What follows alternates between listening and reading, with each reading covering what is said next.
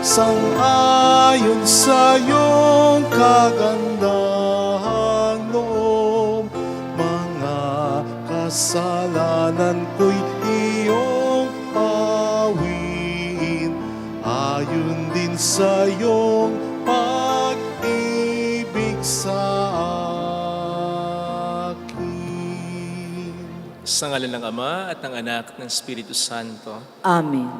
Sumainyo ang Panginoon. At sumaiyo rin. Upang tayo maging marapat sa banal na misang ito, halina't magsisimuna para sa ating mga kasalanan at pagkukulang.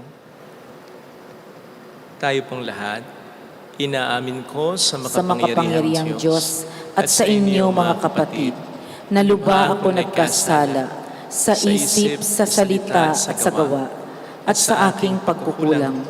Kaya isinasamo ko sa mahal na Birheng Maria, sa lahat ng mga anghel at mga banal, at sa inyo mga kapatid, na ako'y ipanalangin sa Panginoon ating Diyos. Kaawaan tayo na mapagmahal na Diyos, patawarin sa ating mga sala, at patnubayan hanggang sa buhay na walang hanggan. Amen. Panginoon, kaawaan mo kami. Panginoon, kaawaan mo kami. Kristo, kaawaan mo kami. Kristo, kaawaan mo kami. Panginoon, kaawaan mo kami. Panginoon, kaawaan mo kami. Iyuko natin ang ating ulo, maaaring ibulong sa Panginoon ang ating intensyon. Pagdasal po natin ang mga OFW, ang mga tumutulong sa atin, ang Santo Papa, Francisco, at ang mga may sakit, pati na ang mga nag-aalaga sa kanila. Manalangin tayo. Ama naming makapangyarihan, sa iyong pagtataguyod, ang aming mga ginagawa ay iyong pangunahan at sa iyong tulong ay iyong subaybayan upang lahat ng aming ginaganap ay sa iyo magbuhat at sa pamamagitan mo rin umantong sa wakas. Sa pamamagitan ni Jesucristo kasama ng Espiritu Santo magpasa walang hanggan. Amen. Ang salita ng Diyos mula sa aklat ng Deuteronomio.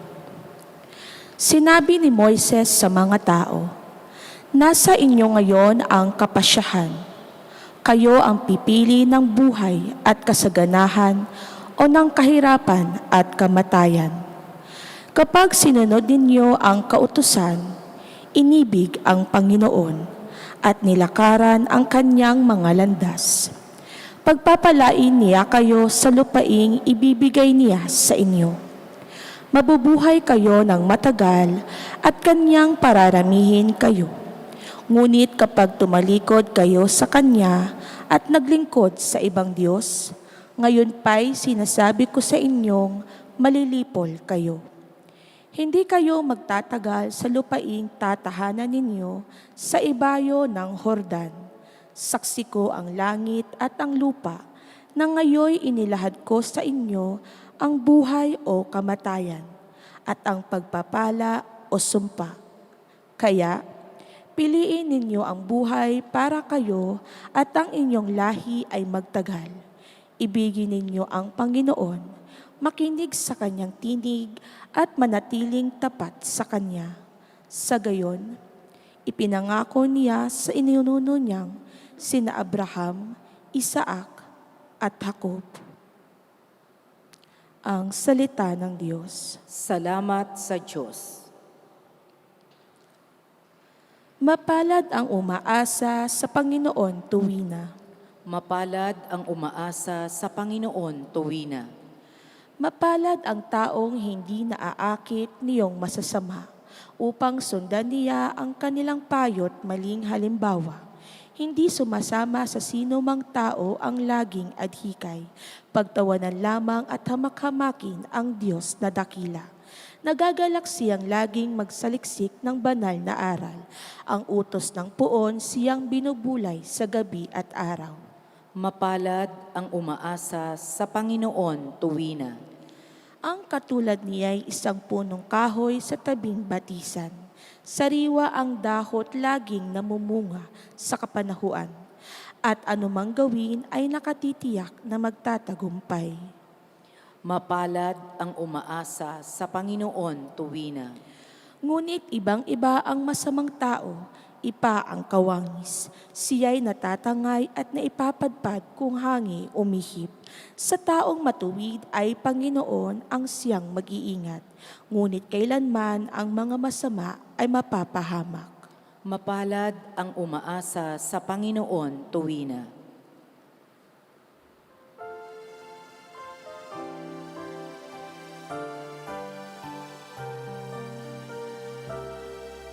Sinabi ng poong mahal, kasalanan ay talikdan. Pagsuway ay pagsisihan, maghahari ng lubusan ang poong Diyos na may kapal. Sumainyo ang Panginoon. At sumaiyo rin. Ang mabuting balita ng Panginoon ayon kay San Lucas. Papuri sa iyo, Panginoon. Noong panahong iyon, sinabi ni Jesus sa kaniyang mga alagad, ang anak ng tao ay dapat magtiis ng maraming hirap. Itatakwil siya ng matatanda ng bayan, ng mga punong saserdote at ng mga eskriba. Ipapapatay nila siya, ngunit sa ikatlong araw ay muling mabubuhay. At sinabi niya sa lahat, kung ibig ninyo mang sumunod sa akin, limutin niya ang ukol sa kanyang sarili, pasanin araw-araw ang kanyang krus at sumunod sa akin. Ang naghahangad magligtas ng kanyang buhay ay siyang mawawalan nito, ngunit ang mag-alay ng kanyang buhay alang-alang sa akin ay siyang magkakamit noon. Ano nga ang mapapala ng tao makamtan man niya ang buong sanlibutan kung ang katumbas naman nito ay ang kanyang buhay? Ano nga ang mapapala niya kung siya'y mapapahamak? Mga kapatid, ang mabuting balita ng Panginoon. Pinupuri ka namin, Panginoong Hesukristo. Welcome po sa Our Lady of Lazaret, Quasay Parish, kung saan ayos lang umiyak at samahan tayo ng mahal na ina sa pag-iyak at sa pagdarasal upang maging maayos ang lahat. Narinig po natin sa ating unang pagbasa ang paghimok sa atin ng Diyos sa pamamagitan ng aklat ng Deuteronomio na pumili tayo ng wasto, pumili tayo ng tama. Piliin daw natin ang buhay at hindi ang kamatayan. We choose life and not death. Ano nga po kayang ibig sabihin dito ng tinatawag na buhay o life? Ito po ba ay sa aspeto lamang ng material o pisikal? Yun bang dahil humihinga tayo, may pulso tayo, tumitibok ang puso natin, gumagalaw tayo, ay buhay na tayo? Of course, kasama na po ang aspetong ito. Pero sigurado na higit pa dito ang sinasabi ng aklat na ito. Sapagkat kung titingnan po natin yung sinasabi ng Book of Deuteronomy, ang sinasabing buhay dito o life dito ay yung pag-ibig natin sa Diyos. Yung pagsunod natin sa Kanya, pagtahak natin sa landasin niya. In other words, life in the Bible means connection with God. To be connected to God. Ang magkaroon ng isang malalim at tunay na relasyon sa Panginoon. Sabi nga po natin kahapon ay dapat na maging bunga ng pagpapahid natin ng abos sa noo. Yung pagtalikod talaga natin sa ating mga kasalanan at yung pagtanggap natin kay Kristo para totoong maghari sa ating kalooban. Doon kasi tayo nakatatanggap ng totoong buhay. buhay na totoong may kalidad, alinsunod sa kalidad ng puong may kapal.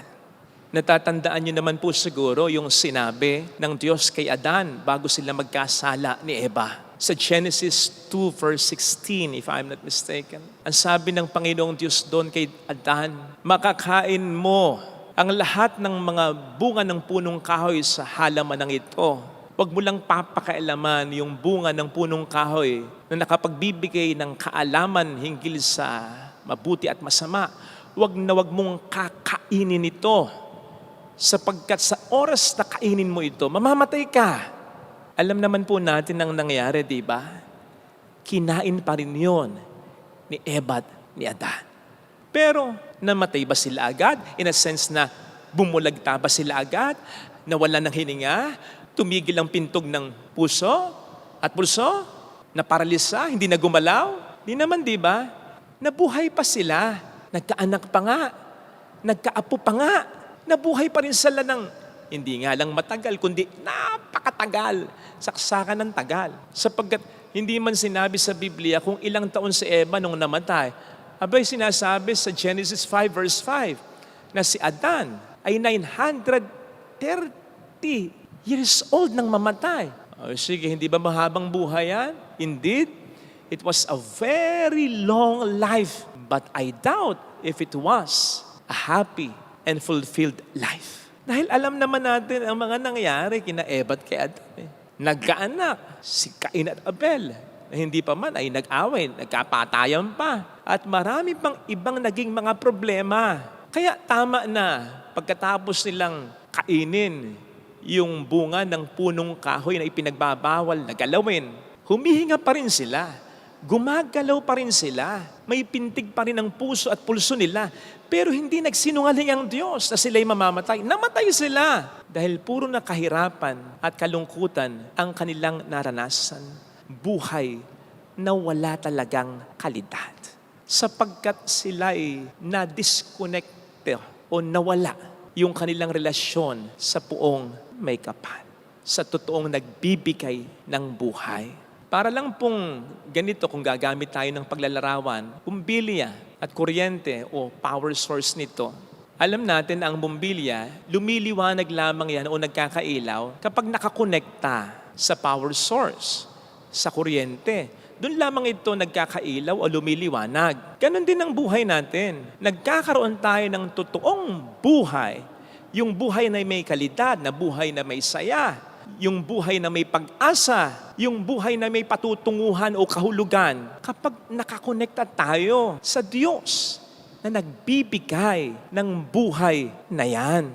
Kapag tayo nasa estado ng grasya at hindi nasa estado ng marami at lalong-lalo na mabibigat na mga kasalanan, yung bumbilyang yan, kahit na malaki, may palamuti ang bumbilyang yan, kahit na sabihin nating mahal yung bumbilyang yan, anong silbi niyan kung walang liwanag o ilaw yan? So anong silbi niyan kung hindi nakakonekta sa power source o kuryente yan? Ganon din ang buhay natin. Humihinga man tayo, gumagalaw man tayo, nagagawa man natin kung anong gusto, nabibili man natin kung ano ang ating gusto, dahil makapangyarihan tayo, maimpluwensya tayo, mayaman tayo.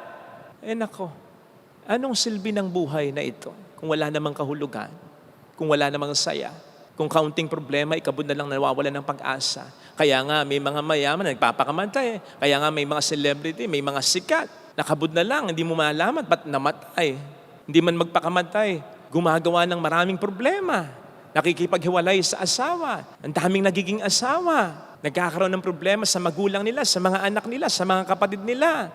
Nagdodroga. Papalit-palit ng mga kaibigan at kabarkada. Parang bumbilya na malaki, maganda, mapalamuti, mamahalin, pero walang liwanag, walang ilaw, kasi hindi konektado sa power source na nagbibigay ng liwanag at ilaw. Parang buhay ng tao na nasa estado ng kasalanan, lalo na ng mga mortal na kasalanan, mga kasalanang nakamamatay, nandiya't kumagalaw, nandiyan malakas, nandiyan makapangyarihan, pero walang kalidad, walang saya, walang pag-asa.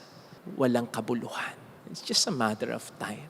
Sa ating salmong tugunan, narinig naman natin, di ba? Na ang taong nakakonekta sa Diyos ay parang punong kahoy na nakakabit sa may batisan, dumating man ang matinding tag-init, hindi ito nanganganib. Samantalang, hindi ko alam o napansin lang, hindi ko ganong napakinggan, pero ang counterpart nito ay yung taong hindi nakakonekta sa Diyos, na inilalarawan naman ng isang halaman na nabubuhay, yes, sa ilang, sa disyerto. But as I said, it's just a matter of time. Mamamatay at mamamatay, malalanta at malalantayan sa napakainit na panahon din. Dahil wala namang source talaga Konti lang ang tubig na meron dyan Pero yung halamang nakakabit sa may batisan ay nakakonekta sa source. Hindi nanganganib kahit dumating ang matinding tag-init. Kaya i-check po natin ang ating buhay. Baka tayo parang mga bumbilya na wala namang liwanag o ilaw. Nakakonekta po ba tayo sa power source natin, sa Diyos na nagbibigay sa atin ng totoong buhay. Buhay na may kalidad. Na hindi porke tayo gumagalaw, na hindi porke tayo humihinga, at hindi porke tayo malakas, okay na. Again, it's just a matter of time. Kung papaano ng isang bumbilya, hindi naman nahalata.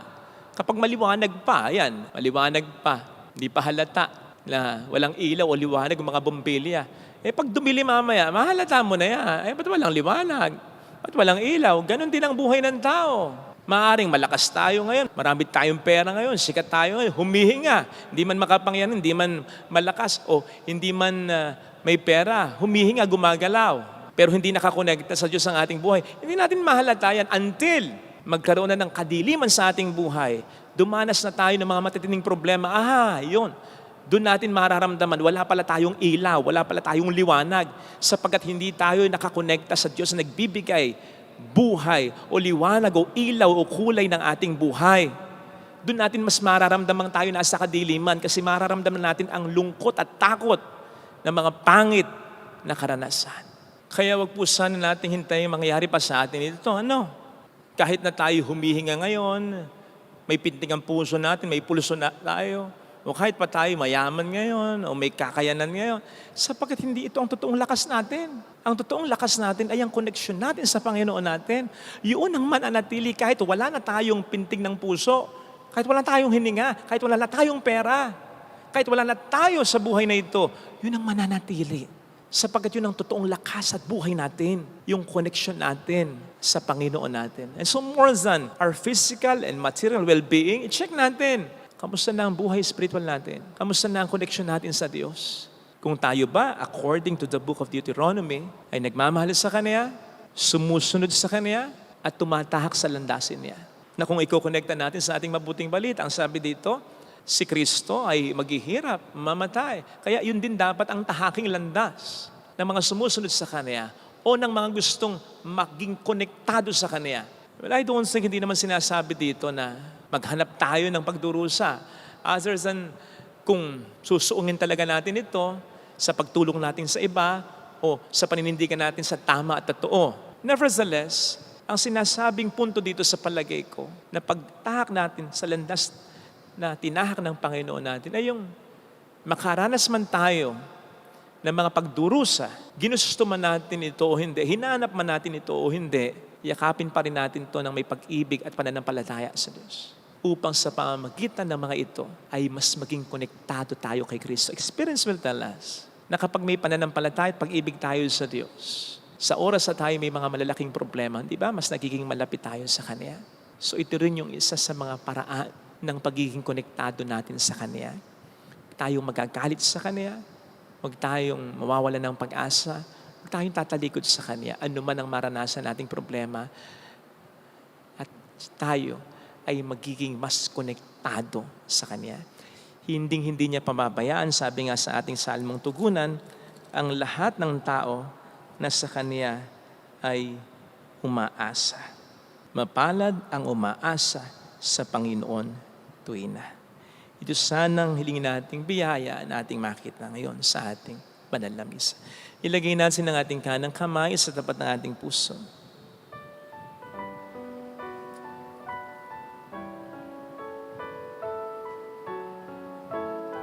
Awitin natin. Alam kong may magagawa ang Diyos.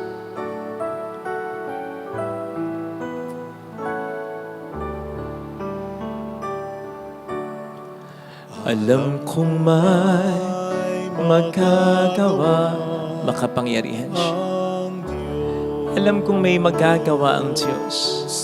Alam kong Walang imposible sa Kanya. magagawa ang Diyos. Kung ako'y magtatapat, Kung ako'y magtatapat sa Kanya'y maglilingkod, sa Kanya'y maglilingkod, alam kong may magagawa ang Diyos. may magagawa ang Diyos. Alam kong diringgin ng Diyos ang samo ko, Alam kong di sapagkat mahal niya ako. ng Diyos ang samo ko. Alam kong diringgin ng Diyos ang samo ko, Alam kong di ringgin ang Diyos sapagkat alam niya ang pinagdaraan. samo ko. Kung ako'y magtatapat, Kung ako'y magtatapat sa Kaniya'y maglilingkod, sa Kanya'y maglilingkod, alam kong diringgin ng Diyos ang samo ko. Pikit natin ang ating mga mata. Panginoon, tulungan mo kong maging konektado talaga sa iyo. Tulungan mo kong magmahal sa iyo, na mahalin ka ng buong buo, ng higit pa at unang-una pa talaga, kahit sa pamilya ko, kahit sa mga tao o bagay na sa akin ay napakahalaga. Tulungan mo kong makasunod sa iyo, sa mga utos mo, sa lahat ng mga utos mo at hindi yung kung ano lang ang aking gusto. At tulungan mo kong makatahak sa landas mo. Yung kahit na naghihirap tulad mo, sumampalataya, magmahal at magpakabuti pa rin ako. Tulungan mo po akong magawa ang lahat ng ito dahil gusto ko na maging matatag. Gusto kong maging totoong buhay, masaya, may pag-asa, nakakonekta sa'yo. Mayroong magandang mangyayari sa'yo kapag ikaw ay konektado kay Kristo. Na para bang sanga na konektado sa puno. Maaaring malagasan ng dahon, mawala ng bunga, pero sandali lang yon. Magdadahon uli, mamumunga uli. Kasi sa kabila ng bagyo o hangin na malalakas, nakakonekta pa rin sa puno. Ganon ang konektado sa Panginoon. Papuri sa Ama at sa Anak sa Espiritu Santo. Kapara ng sa unang-una ngayon at magpakailanman, magpa sa walang hanggan. Amen. Pag-aalay.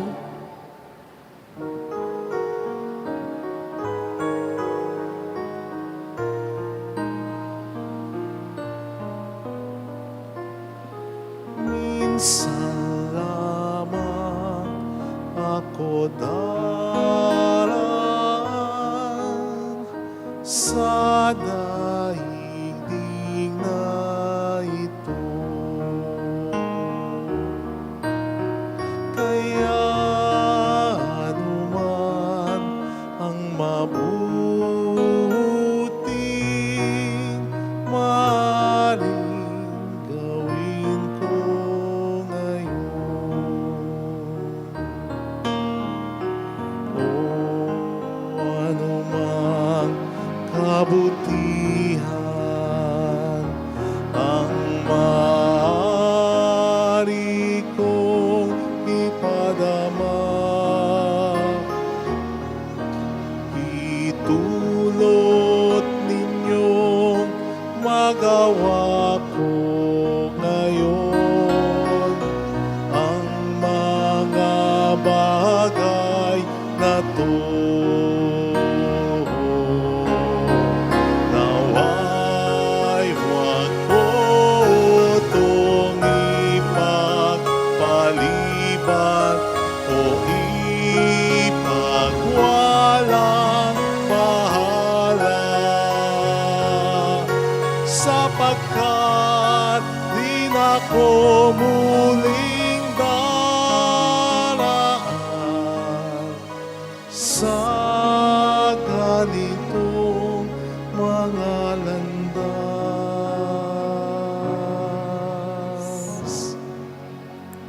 Manalangin tayo, pang ating handog ay maging kalugod-lugod sa Diyos Amang makapangyarihan. Tanggapin nawa ng Panginoon itong paghahain sa iyong mga kamay, sa kapurihan niya at karangalan sa ating kapakinabangan at sa buong sambayanan niyang banal.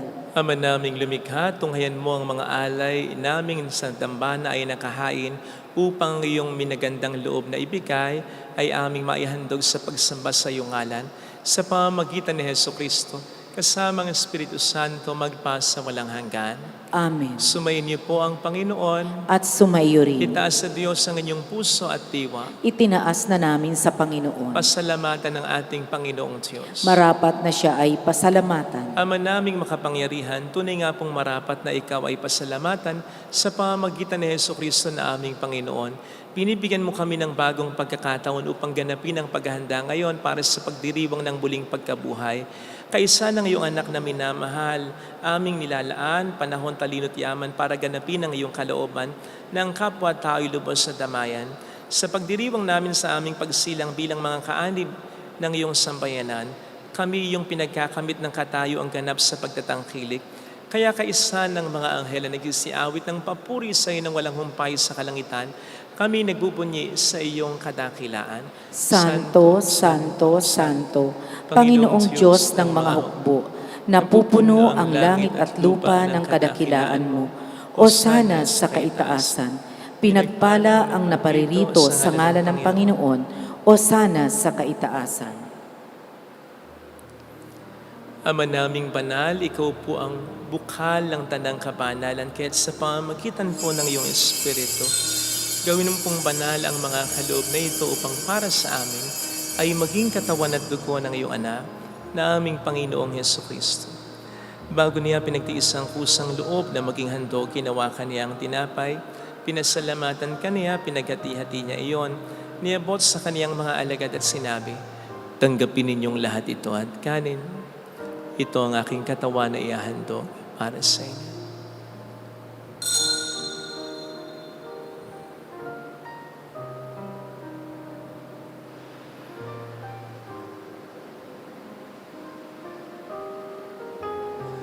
Gayun din naman ang matapos ang hapunan, ninawakan niya ang kalis. Uli kaniyang pinasalamatan. Iniabot niya ang kalis sa kaniyang mga alagad at sinabi, tanggapin ninyong lahat ito at inamin. Ito ang kalis ng aking dugo ng bago't walang hanggang tipan. Ang aking dugo na ibubuhos para sa inyo at para sa lahat sa ikapagkapatawad ng mga kasalanan. Gawin niyo ito sa pag-alaala sa akin.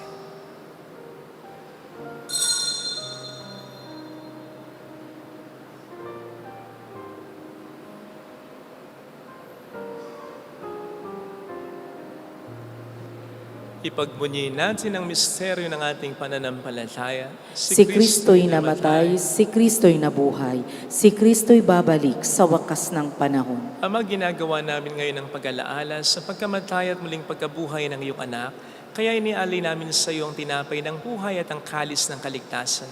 Kami nagpapasalamat dahil kami iyong minarapat at tumayo sa harap mo para maglingkod sa iyo.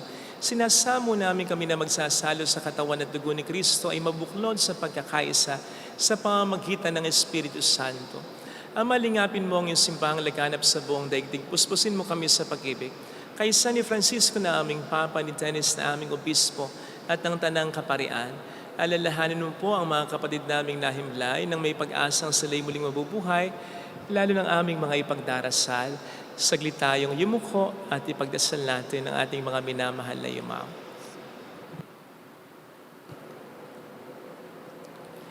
Kawaan mo sila at patuloyin sa iyong kaliwanagan. Kawaan mo at pagkingtapatin kaming lahat na makasalo sa iyong buhay na walang wakas. Kaisa ang mahal na Birhen ng Lazaret, ang ina ng Diyos. Isanusay ang kabiyak ng kanyang puso lahat ng mga banal na namuhay dito sa daigdig ng kalugod-lugod sa iyo. Maipagdiwang nawa namin ang pagupuri sa ikararangal mo sa pamamagitan ng iyong anak at aming Panginoong Yesu Kristo.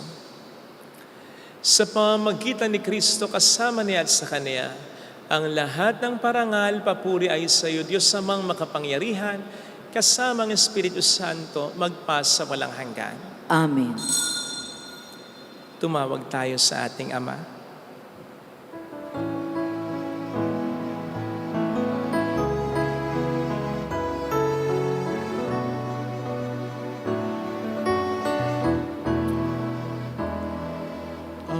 namin, sumasalangit ka. Sambahin ang ngalan mo, mapasa amin ang kaharian mo. Sundin ang loob mo dito sa lupa para nang sa langit. Bigyan mo kami ngayon ng aming kakanin sa araw-araw, at patawarin mo kami sa aming mga sala, para ng pagpapatawad namin sa nagkakasala sa amin.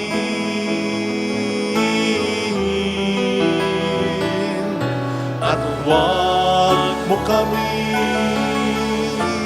ipaintulot sa tukso,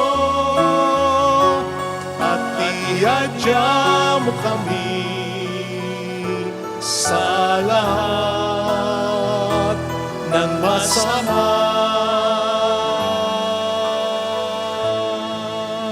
Niling namin kami adya sa lahat ng masama pagkalooban ng kapayapaan araw-araw, iligtas sa kasalanan sa kapahamakan sa mga seryosong karamdaman, samantalang aming pinaghahandaan ang dakilang araw ng pagpapahayag ng tagapagligtas naming sa Heso Kristo. Sapagkat iyo ang kaharian at ang kapangyarihan at ang kapurihan magpakailanman. Amen. Panginoong Heso Kristo, sinabi mo noon, sinasabi mo rin sa amin ngayon, kapayapaan ang iniiwan ko sa inyo, aking kapayapaan ang binibigay ko.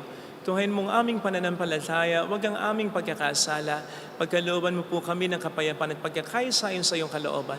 Kasama ang Espiritu Santo magpasa walang hanggan. Amen. Ang kapayapaan ng Panginoon ay sumainyo nawang lahat. At sumaiyo rin. Magbigayan tayo ng kapayapaan sa isa't isa. Kapayapaan po. Peace be with you. Kordero ng Diyos na nag-aalis ng mga kasalanan ng sanlibutan, maawa ka sa amin. Kordero ng Diyos na nag-aalis ng mga kasalanan ng sanlibutan, maawa ka sa amin.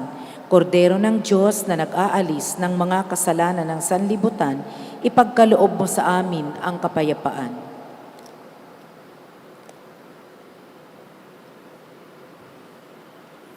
Narito sa harap natin ng Panginoon ang ating buhay at kaligtasan. Mapalad tayong inaanyayahan. Panginoon, hindi ako karapat-dapat na magpatuloy sa iyo, ngunit sa isang salita mo lamang ay gagaling na ako.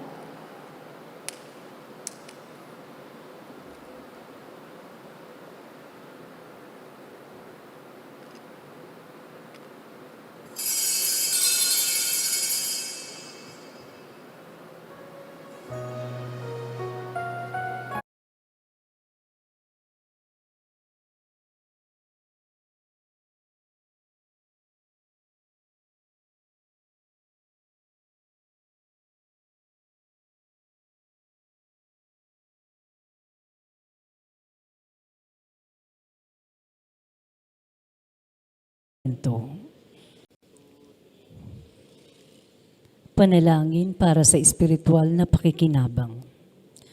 Panginoong Hesus, ako ay naniniwala na ikaw ay nasa kabanal-banalang sakramento. Iniibig kita ng higit sa lahat at ninanasa kong tanggapin ka sa aking kaluluwa. Sapagkat sa mga sandaling ito, hindi kita matatanggap sa sakramento. Tumuloy ka sa espiritu sa aking puso. Niyayakap kita na parabang naririto ka na. Inaalay ko ng buong buo ang aking sarili sa iyo. Huwag mong hayaang mawalay ako sa iyo. Amen.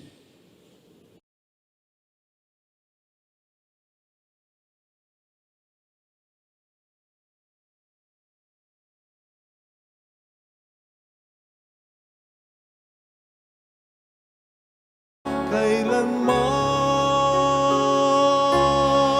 ang Panginoon ang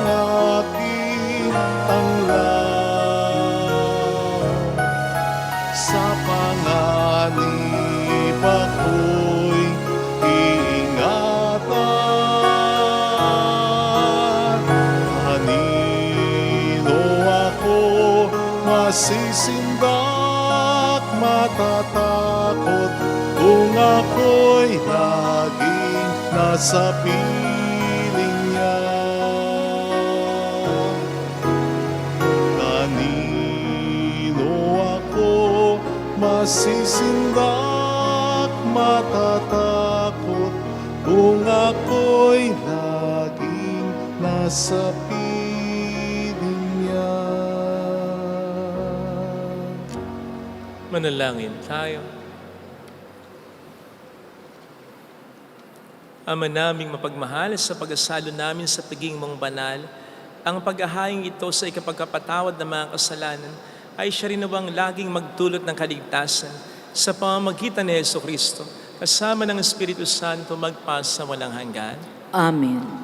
Holy God, Holy Mighty One, Holy Immortal One.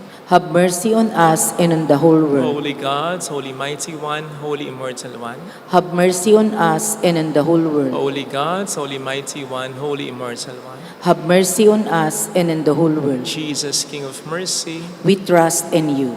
alalahanin, Alalahanin, O mahal na Birhen ng Lasalet, Ina ng pag-asa, Ikaw ang nagpaalala sa aming magbalik loob sa Ama. Ito ang nagpapatunay na ang kagandahang loob mo'y nanatiling busilak. Sa pag-aaruga mo sa amin, tungkulin mo'y tinupad. Sa paanan ni Kristo'y itinuring mo kaming mga tunay mong anak, kaya ninais mong ni isa'y huwag mapahamak. Maging sa iyong walang tigil na pananalangin, pati luhay pumatak. Huwag namang mawala ng saysay ang iyong paghihirap. Hiling nawa namin sa iyo o aming inang liyak, na matapos ang pakikibaka namin sa mundong ito at sa pananatili naming tapat kay Kristo, sa kapurihan mo'y makibahagi kaming ganap, upang kung nasaan ka ngayon ay maparoon din kaming lahat, at ang kaganapan ng kaluwalhatian ng Diyos Amay tuluyang matupad, siya nawa. mahal na Birhen ng Lasalet, tagapagkasundo ng mga makasalanan. Ipanalangin mong walang patid kaming mga dumudulog sa iyo. Maraming salamat po sa inyong pakikiisa at sa mga tulong na binibigay po ninyo. Marami pong salamat. Sumayin niyo ang Panginoon. At sumaiyo rin. Palayan kayo kasama ng ating pamilya na mapagmahal at Diyos, ng Ama at ng Anak at ng Espiritu Santo. Amen. Umayo tayo sa kapayapaan ni Kristo. Salamat sa Diyos. Salamat din po.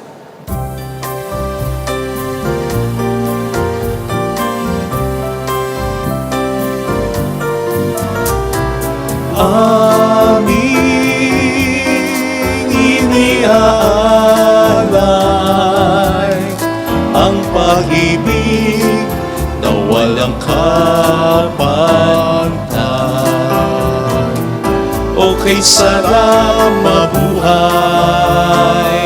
kung may nagmamahal, pagmamahal na tunay at laging dalisay. Ang Birhen kong umibig ay walang sintamis, pagsintang sa dalinis sa iyo hanggang langit. O Birhen, Birheng mahal, sa awit at sa dasal,